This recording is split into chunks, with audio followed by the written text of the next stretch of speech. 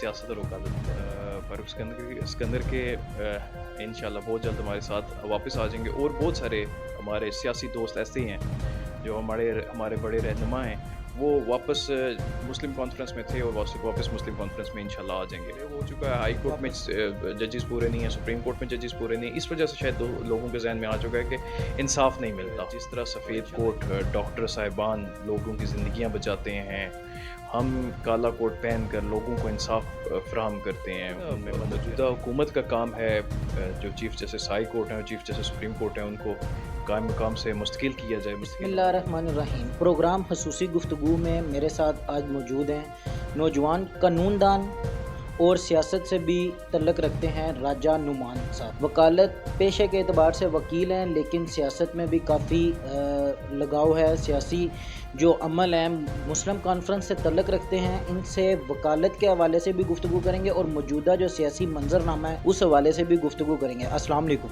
वालेकुम सलाम। नुमान भाई, सियासत, वकालत और सहाफ़त तीन शोबों का चोली दामन का साथ है। दो आप पहले से कर रहे हैं, मुस्तकबिल करीब में कहीं तीसरे पे भी आने का कोई सोच या गुमान? सबसे पहले मैं आपका शुक्रिया अदा करना चाहता हूँ, आपकी टीम का शुक्रिया अदा करना चाहता हूँ और आपके चैनल का शुक्रिया अदा करना चाहता हूँ कि आपने मेरे लिए टाइम निकाला, मुझे बुलाया और इस खसूसी इंटरव्यू के लिए हम यहाँ पर बैठे हैं।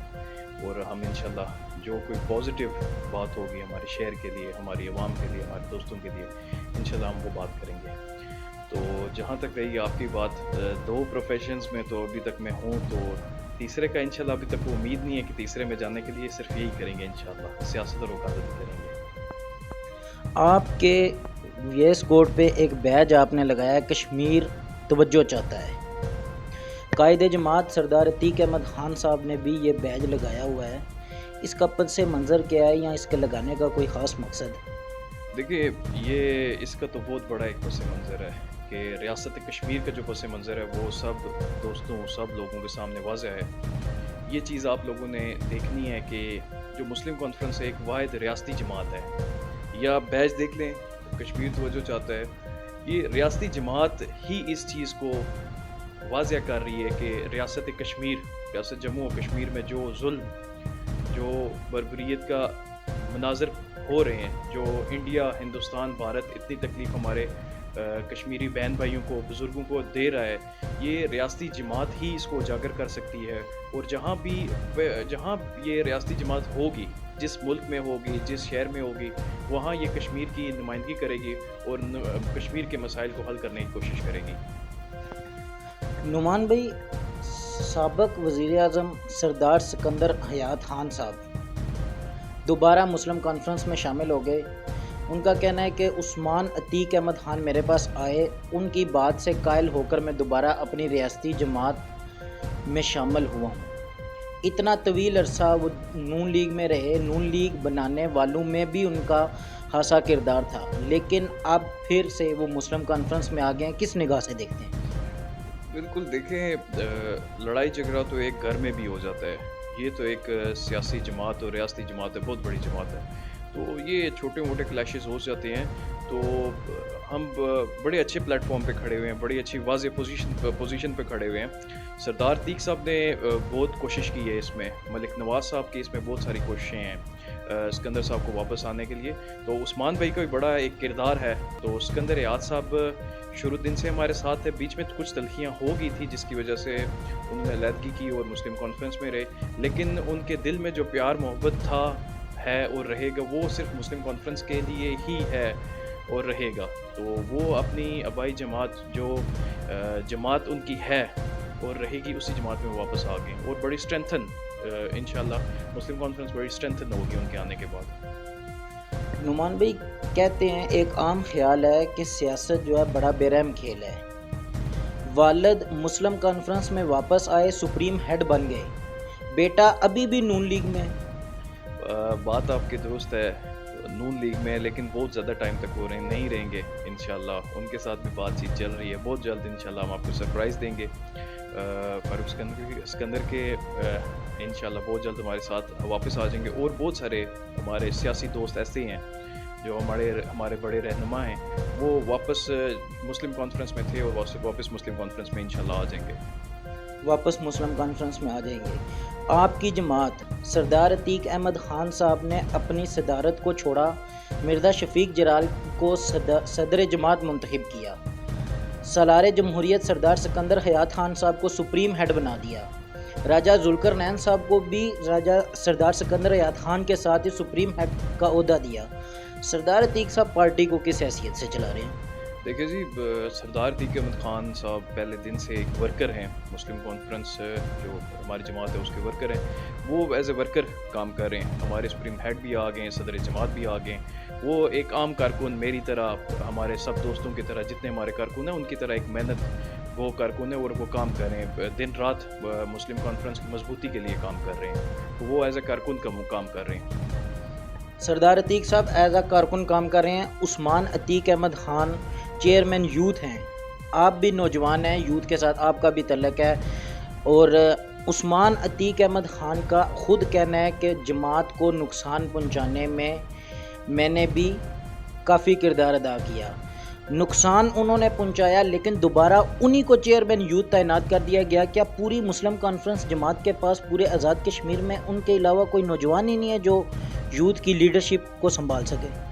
یہ ایسی کوئی بات نہیں ہے، میں سمجھتا ہوں انسان غلطیاں کرتا رہتا ہے، غلطیوں سے سیکھتا ہے، اور سردار عثمان عتیق صاحب کے لیے میں یہ کہنا چاہوں گا کہ سردار عبدالقیوم خان صاحب کے اگر بہت کلوز رہے ہیں تو سردار عثمان عتیق صاحب بہت کلوز رہے ہیں، جس کی وجہ سے یہ مشاورت ہم سب دوستوں میں، یوتھ ونگ کے جو ہم نوجوان تھے، جو رہنما ہیں، ہم سب گٹھے ہوئے تھے ایک پلیٹ فارم پہ، تو ادھر بات کی گئی، کافی سارے نام آئے، جس پر ہم سب دوستوں نے متفقہ یہ فیصلہ کیا کہ جو ہمارے بڑے سردار عثمان عتیق صاحب ہیں، وہ قیوم صاحب کے بھی بڑے کلوز ہیں، سردار عتیق صاحب کو بھی بڑے کلوز، اور قیوم صاحب جس وقت پرائم منسٹر تھے اس وقت بھی بڑے اچھے طریقے سے انہوں نے دیکھا ہے۔ تو ینگ جنریشن کی، نوجوانوں کی، ہمارے سب دوستوں کی بہتر جو ایک ٹریک ہوتا ہے وہ ہمیں پائپ لائن میں اگر ڈال سکتے ہیں تو عثمان عتیق احمد خان صاحب ڈال سکتے ہیں۔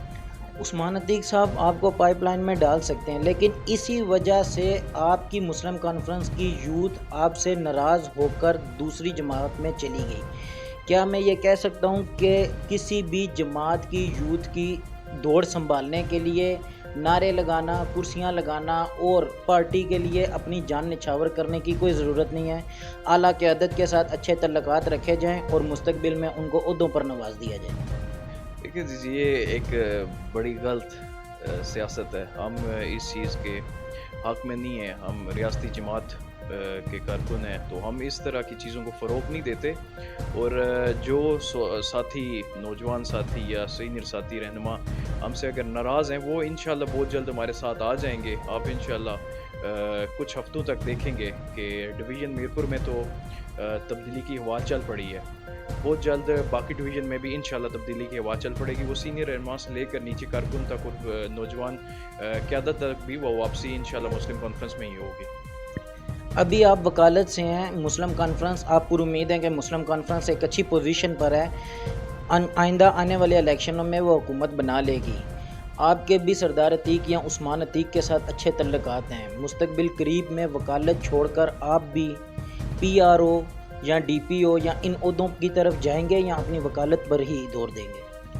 بڑا اچھا سوال کیا ہے، اس سے چلیں دوستوں میرے کو واضح ہو جائے گا میری پوزیشن۔ میں جنرل سیکرٹری سٹی مسلم کانفرنس ہوں، اس کے بعد ایڈوکیٹ ہائی کورٹ ہوں، میں فی الحال ہائی کورٹ میں پریکٹس کر رہا ہوں، تو اور بہت سارے دوستوں کو ہم موقع دیں گے، پی آر او شپ کا، ڈی پی او شپ کا، باقی دوستوں کو موقع دیں گے۔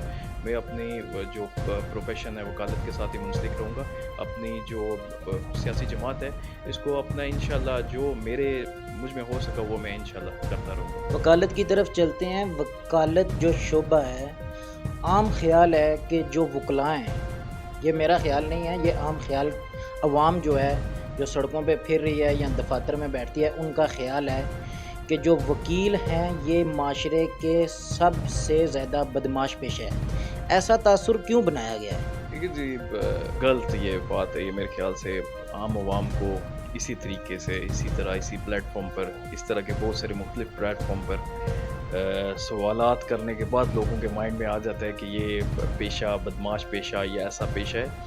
یہ کالا کوٹ، جس طرح سفید کوٹ ڈاکٹر صاحبان لوگوں کی زندگیاں بچاتے ہیں، ہم کالا کوٹ پہن کر لوگوں کو انصاف فراہم کرتے ہیں، ان میں مدد کرتے ہیں، تو ایسی کوئی بات نہیں ہے۔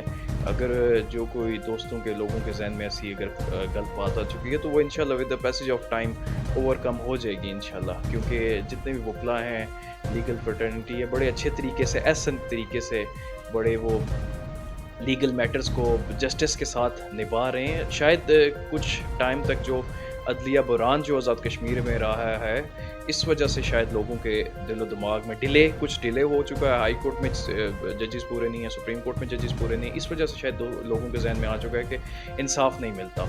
تو انشاءاللہ یہ بہت جلد، ابھی 24 تاریخ کو شیراز کیانی صاحب کا بھی بہت ٹیکنگ سیرمنی ہے، تو انشاءاللہ فل ہو جائیں گی ساری سیٹیں انشاءاللہ۔ عدلیہ بحران کی آپ نے بات کی، 1 سال سے زائد عرصہ گزرنے والا ہے، ہمارا جوڈیشل سسٹم کمپلیٹلی کولیپس کی طرف جا رہا ہے دن بدن۔ ایسی کون سی خاص وجہ ہے کہ ہمارا جوڈیشل سسٹم ابھی تک آفٹر 1 ایئر وہ ٹھیک ہونے میں ہی نہیں آ رہا؟ دیکھیں یہ کولیپس جو ہے یہ آپ کے سامنے ہے۔ دیکھیں جو گورننگ باڈی ہے، سیاسی جماعت ابھی رول کر رہی ہے آزاد کشمیر پر، یہ کریڈٹ اس کو جاتا ہے۔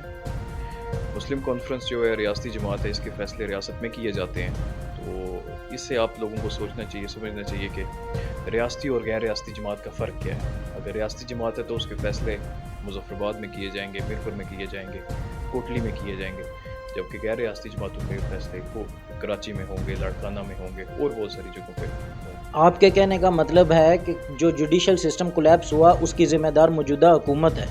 دیکھیں نا، موجودہ حکومت کا کام ہے، جو چیف جسٹس ہائی کورٹ ہیں، چیف جسٹس سپریم کورٹ ہیں، ان کو قائم مقام سے مستقل کیا جائے۔ مستقل ہونے کے بعد وہ پھر سمری آگے اوپر جائے گی۔ تو میں سمجھتا ہوں یہ ایکٹنگ گورنمنٹ جو بھی ہے اس کا ہی ذمہ داری ہے کہ اس کو فلفل کرے۔ نعمان بھائی، ایسی کون سی ابھی بھی تلخ حقائق آپ کے پیشے میں موجود ہیں جن کو آپ سمجھتے ہیں کہ فوری طور پر ٹھیک ہو جانا چاہیے تاکہ ہمارے پیشے اور ہمارا جو یہ وکالت کا پیشہ ہے اس کا وقار مزید بلند ہو سکے؟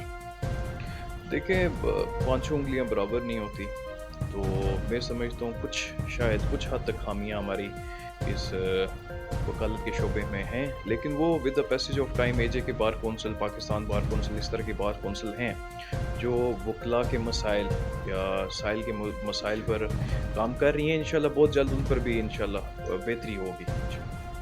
کرونا وائرس دن بدن بڑھ رہا ہے، عوام الناس کو اور دیکھنے والے ناظرین کو کیا پیغام دیں گے؟ میں سب دوستوں سے گزارش یہ کروں گا کہ خاص کر میرپور میں جو سننے والے میرے بہن بھائی ہیں، میرے بزرگ ہیں، تو خصوصی خیال رکھیں، اجتناب کریں، سفر سے اجتناب کریں، شاپنگ سے اجتناب کریں، ماسک کا استعمال کریں، سینیٹائزر کا استعمال کریں، اور ایک دوسرے کے گھر جانے سے اجتناب کریں۔ اگر ہم کچھ ٹائم کے لیے 1 ماہ 2 ماہ کچھ ہفتے اگر ہم گھر میں رہیں گے، محفوظ رہیں گے، سیف جو پریکاشنی میئرز بتائے گئے ہیں حکومت کی طرف سے یا WHO کی طرف سے، وہ اگر اڈاپٹ کریں گے تو انشاءاللہ یہ اس جو بیماری ہے اس کو ہم انشاءاللہ اس پر حاوی ہو جائیں گے انشاءاللہ۔ موجودہ عدلیہ بحران کی ذمہ دار موجودہ حکومت ہے۔ ایکٹنگ چیف جسٹس کو مستقل کرنے کی ذمہ داری موجودہ حکومت کی تھی، وہ سمری موو کرتی تو مستقل کیا جا سکتا تھا۔ اسی کے ساتھ اپنے میزبان عاشر علی کو اجازت دیجیے۔ اللہ حافظ۔